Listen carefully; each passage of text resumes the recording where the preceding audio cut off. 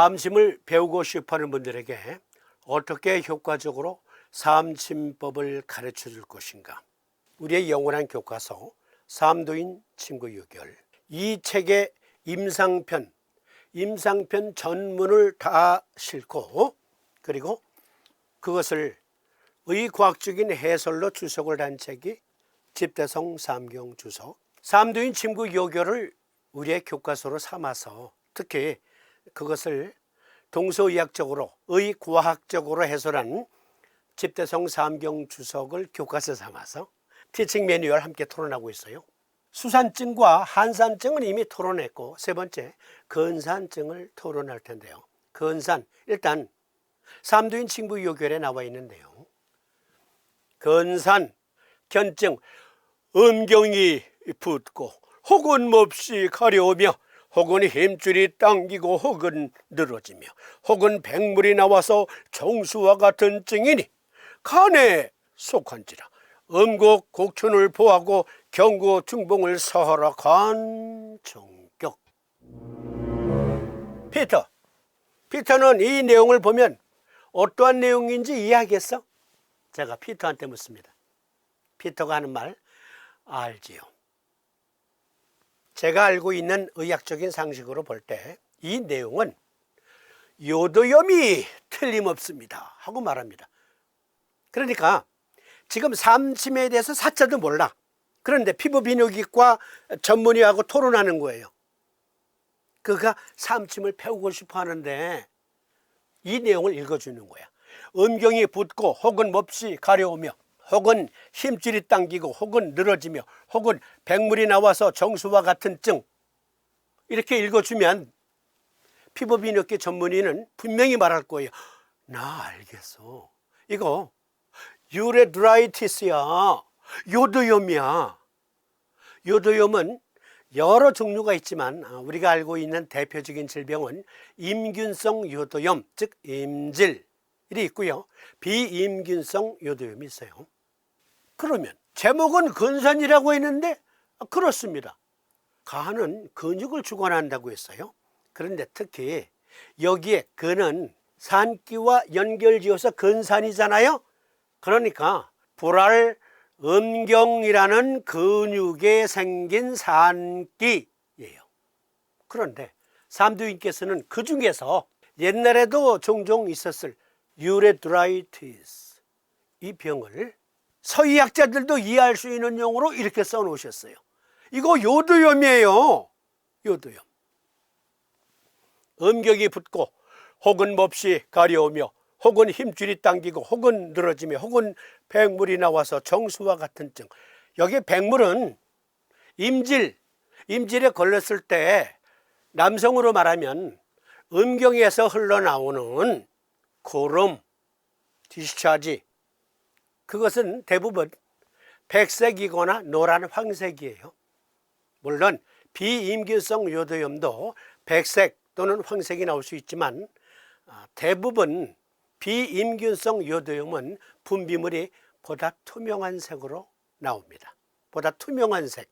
마치 남성들 쿠퍼액과 같은 맑은 액체로서의 디스차지가 나옵니다. 사암도인은 아주 정확하게 증을 분석하신 거예요. 남성 클라미디아 요도염이란 정상 두껍고 유백색 또는 투명한 음경 분비물, 배뇨곤란이라고도 하는 고통스럽거나 어려운 배뇨, 고통스러운 사정, 음경의 가려움증 또는 붓기, 고환의 통증 또는 붓기, 음경 끝에 통증 또는 자극. 자, 이 내용을 대비해서 보세요. 100% 일치하잖아요. 100% 일치해요. 놀랍지 않습니까? 거금 450여 년 전에 사암도인께서는 오늘날 모던한 표현으로 말하면 유레드라이티스, 요도염, 사암도인께서 말씀하신 내용은 100%, 여기 남성 클라미디아 요도염이란 사이트에서 설명한 내용과 100% 일치합니다. 100%. 두껍고 유백색 또는 투명한 음경 분비물이 특징으로 배뇨곤란이라고도 하는, 그러니까 소변 볼 때 자결감 또는 빈뇨 등등이 있어요. 소변을 보고 나서 돌아섰는데 아이 또 보고 싶어. 그런데 찔끔 나오다가 말아. 서너 걸음 갔는데 또 보고 싶어. 화끈화끈 자결감과 함께 때로는 힘줄이 당기는, 즉 압통이 있어요. 그리고 가렵다. 그래서 자결감과 함께 가려워요. 음경이 때로 붓기도 한대요.